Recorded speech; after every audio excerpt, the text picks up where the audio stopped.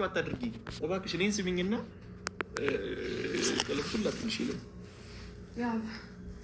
ያው ብረፍ እሺ በይ እረፍ ያው እኔ በቃ ለነገ ምንም ዋስትና የለኝም ነገ ሞት ዛሬ ሞት አላውቀውም እኔ ቢላ እየተሳለ ጨዲ በላል በሬ ያለ ያገሬ ሰውና ሄሉሻ ታይ ሲሉሽ አትሰሚ ማረታይ ተቀበይ እውነት ለመናገር በጣም ብዙ ሰው ጨቀጨቅነሽ ብዙ ሰው ማለት ነውና እንግዲህ የሰው ሌላ ጠፋው ጥፋት ይቅርታ ነው የሚደረገው። በነገራችን ላይ ስለ ነገ ማሰብ ማንም ሰው አትሰብ አይባልም። ዛሬ ሳይሆን ነገን ማሰብ ግድ ነው።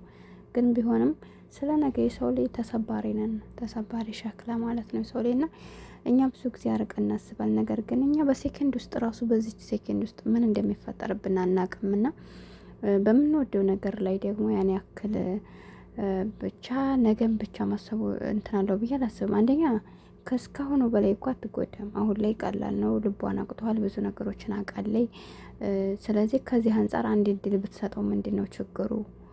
እሱ እንግዲህ ስለወደዳት ነው እንደዚህ የተለማመጣት ያለውና ነው ወይስ አውቃችሁ ብራንክ እየሰራችሁብን ነው? አሰላሙ አለይኩም ወራህመቱላሂ ወበረካቱሁ። ወዲኔ የተከበራችሁ የቻናሌ ቤተሰቦች እንዴት ናችሁ? ደህና ናችሁ ወይ? እኔ ያለሁ አልሐምዱሊላህ። ለቻናሌ አዲስ ከሆናችሁ ላይክ፣ ሼር፣ ሰብ እያደረጋችሁ አበረታቱኝ። ከጎን የሆናችሁ ለምታበረታቱኝ ውድ ሀገሬ ልጆች ከልብ አመሰግናለሁ። ሁላችሁም እስኪ ሀሳብ አስተያየታችሁን ኮሜንት ላይ አስቀምጡልኝ።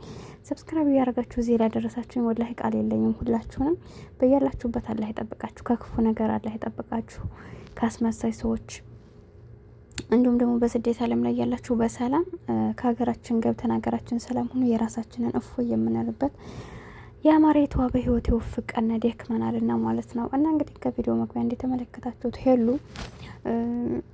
አብረው ናቸው። ያብ እኮ የሚፈልገውን ለማግኘት እኮ ዛሬ ማግኘት ይችላል አይደል እንዴ? ያ አይደለም እሱ ፍላጎቱ። እኛ አሁን አንዳንድ ሰው ወንድ ላይ የሚፈልገውን እስከሚያገኝ ድረስ ነው ከዛ ወዲያ ይጣላሻል ሊሉ ይችላሉ።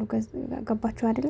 ስለዚህ ወንድ ላይ የሚፈልገውን ነገር ከሆነ ዛሬ ራሱ ትናንት አግቷት የለ አቅታውን እሷን የሆነ ነገር ለማድረግ ያ አይደለም እሱ እውነተኛ ፍቅር ስላለበት ነውና ሲቀጥል ደግሞ ምናልባት እንግዲህ እንደዛም ይሄን ማለት ሙሉ ፐርሰንት ነው ባንልም ቢሆንም ግን ደግሞ የሰው ላይ እንደዚህ ዝቅ ብሎ የሚለምነው ለሚወደው ነገር ነው እንዴ ሚስት እያለው አይደል እንደ ሚስት የለኝም እያለ የሚደባብቀው ከቤታቸው ሚስታቸውን አስቀምጠው ሚስት እንደሌለው እንግዲህ ሚስት የለኝም ብሎ አንድ ኒካ ያለው ሰው ሚስት የለኝም ብሎ ከዋሸ ኒካ ይወርዳል። እንግዲህ በዛ ለክ ራሱ ልጃቸውን አስቀምጠው ሚስታቸውን አስቀምጠው ሚስት የለኝም ብሎ የሚክዱ ሰዎች አሉ።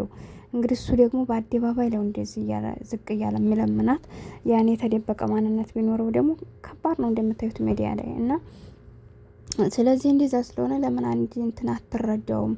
እስከዛሬ ከሆነችው በላይ እኮ ምንም የምትሆነው ነገር የላት። የሰው ልጅ አንድ ያምናችሁት ከከዳችሁ ድጋሜ ምንም የጎዳችሁ ነገር የለም። በቃ ምክንያቱም ትናንት ታውቃችሁታል። ግን ያላወቃችሁ ሰው ሲጎዳችሁ እንዴት እስከዛሬ ያላወቅኩትም ይሄን ያክል ስላመንኩት ብዙ ነገር ግን አንዴ ዋሻችሁ ሰው ነገ ቢዋሻችሁ ምንም አይደንቅምና ይሄ ልጅ አንድ እድል ስጭ ብሏታል። ልጅቷ ከዚህ ወዲያ ላይ አታያትም ብሏታል። ካየቻት ነገ ጧት ግን ጥል ብላ ማውጣት ትችላለች። እንደውም እሱ ራሱ ይሄን ያክል ከቤቷ እየመጣ 10 ጊዜ እንዲሁም ደግሞ 10 ጊዜ እያገኛት መከራዋን አያሳያትም።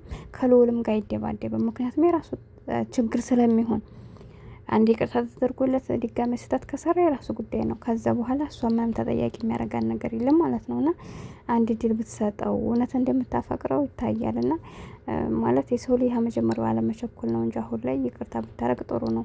ሲቀጥል ደግሞ ስለ ነገ ዋስትና የለንም። ስለ ነገ ሁላችንም ዋስትና የለንም። ምክንያቱም የነገውን ማታቅማ አሁን ከያብ አሁን የለመደችው ብዙ ምንም ቢሆን አሳልፈዋል ብዙ ነገር በዛ ደግሞ ተወደዋለች። እሱን ማመን ካቃታችሁ ወላሂ ለድጋሚው ሰው ራሱ ከዛ ይበልጣል። ግን አዲስ ሰው ሀ ብላችሁ ነው የምትለምዱት። ሀ ብላችሁ ስትለምዱ እስከዛሬ ንጹህ ልብ ስላለን የተጎዳ ልብ ስላልነበረና ቶሎ ብለን ሰው የማመን እድል አለን። ግን አንድ ጊዜ ከተጎዳን ወላሂ ጥሩ ሰው ቢሆን ራሱ መቀበል አትችሉም። ምክንያቱም መጀመሪያ ሰውን ለመቀበል ልባችን ክፍት መሆን አለበት።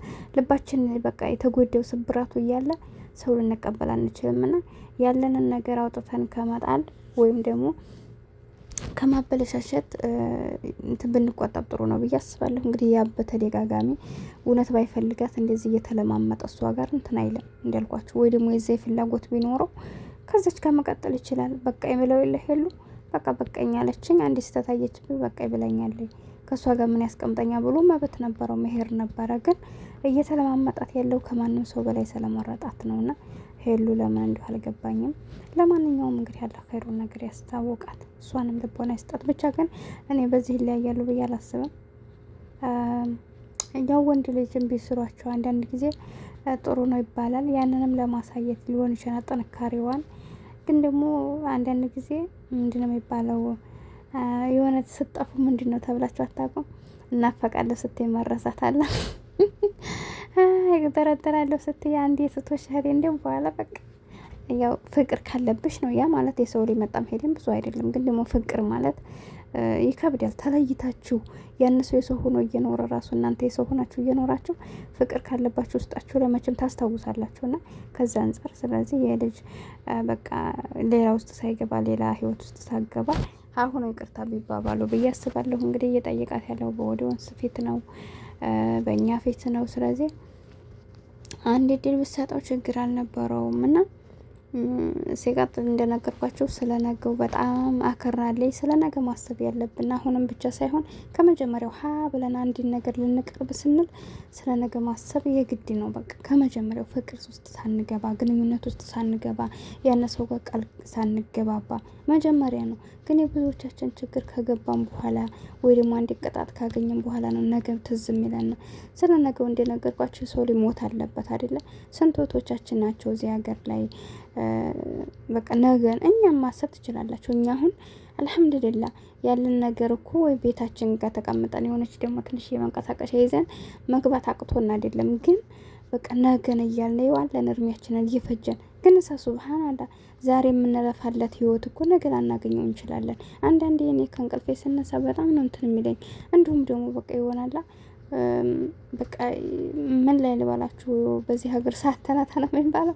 በኢትዮጵያ 9 ሰዓት 8 ሰዓት አካባቢ ከሌሊቱ ማለት ነው የሆነ ከመሬት ተነስቶ የሚቀሰቅሰኝ ነገር አለና በቃ አስታውሳለሁ እያንዳንዱን ነገር እና ከዛ አስታውሰው። ግን ብቻ የብዙ ሰው ህይወት እንደዚህ ተመኝተው ሳያገኙ እንደቀሩ አገር እንገባል ብለው የሰሩ ቤት ላይ ሳይቀመጡበት በእነሱ ገንዘብ ሌላ ቤተሰብ ሲጋጭበት፣ ሌላ ሰው ሲጣላበት በጣም ያሳዝነኛል። እኔስ መጨረሻ ብዬ አስባለሁ። እና በተለይ አግብተው ልጅ ያልወለድን ሰዎች በጣም ከባድ ነው። እና አንዳንድ ጊዜ እንዲህ አይነቱንም ብናስብና እኛም እንደሷ አሁን ነገን ብለን ነው የምናስበው። ግን ደግሞ ስለ ነገ ዋስትና የለንም። ባለሁበት አሁን እየተናገርኩ ነገር ላታገኙ ትችላላችሁና ለምንፈልገው ነገር ተወክልቷላ ብለን ነው። እና ሄሉ ትናንትናም እኮ እሱ ነው ፈጣሪ ነው ያወጣት አይደለ? እንግዲህ ያንን ነገር ሊያሳያት የቻለው ራሱ እሱ የቀደረው ነው። ማንኛውም ነገር የሚከሰተው ነገር ከመጀመሪያ እየተጻፈ የታቀደ በቃ ይሆናል በተባለበት ጊዜ ይሆናል። እና ይህን ላይ በዚህ ደረጃ ስለነገው ብለን እንፍራ እንጂ ነገም ሁን ካለው መሆኑ አይቀርም፣ አትሆን ካለው ደግሞ አይሆንም። ስለዚህ ለምንፈልገው ነገር ተወከልቷላ ብለን ፈጣሪያችንን መመካት። ትናንት ያልጣለን ፈጣሪ ዛሬም አይጥለንም። ግን እሰኛ ንጹህ ልብ ይዘና በቃ ለዛ ነገር እምነት ሙሉ እምነት ይዛችሁ ከቀረባችሁ የሰው ላይ እመኑኝ አትጎዱም። ምንም አይነት ነገር እነዛ ሰዎች ቢጎዷችሁ አላህ ግን ከዛ ከወደቃችሁበት እንድትነሱ ከዛ ከወደቃችሁበት ተነስታችሁ ደግሞ የተሻለ ነገር ይሰጣችኋል። እንዲሁ በስራ ቦታችሁ ለምሳሌ በስራ ቦታችሁ በጣም መጥፎ ስራ ቦታ ከገጠማችሁ መጥፎ ሰዎች ከሆኑ እንደምንም ታግዛችሁ ታልፋላችሁ። ለምን ተፈተንኩ ለምን እንዲኮንኩ እንዲህ ያለ ቤት እንላል። ግን ያችን ተፈትነን እንደምንም ብለን ከወጣን ሌላ ቤት ስንቀይር ማሻላ በጣም ደስ የሚል ከነዛ እጥፍ የተሻለ ነገር ነው። እንዲሁ በቀላሉ ነው የምነግራችሁና ሁሌም ቢሆን ክፉን ካልወጡ ደግ አይገኝም። ስለዚህ ይህ ስለሆነ አላህ የፈቀደው ደግሞ ስለማይቀር ያን ያክል በሷ ብቻ እንደሚሆን ነገር ስለ ነገ ዋስትና የለኝም ብላ መድረቁ ይሄ ልክ ነው ብዬ አላስብም። እንደነገርኳችሁ ሁን ካለው እሷ ከሱ ወጥታ ሌላ ሰውን ብትይዘው አየችው አይደል እንዴ? ትናንት እንዳልክ ጋር እንደዛ ብላ ወጣይ ዛሬ ላይ እሱ ጋር ተፈጠረባትና ተወከልቷል ብላ ብትጀምር እላለሁ። ለማንኛውም ቻናሌን ሰብስክራይብ አድርጉ። ስታት ካለብኝ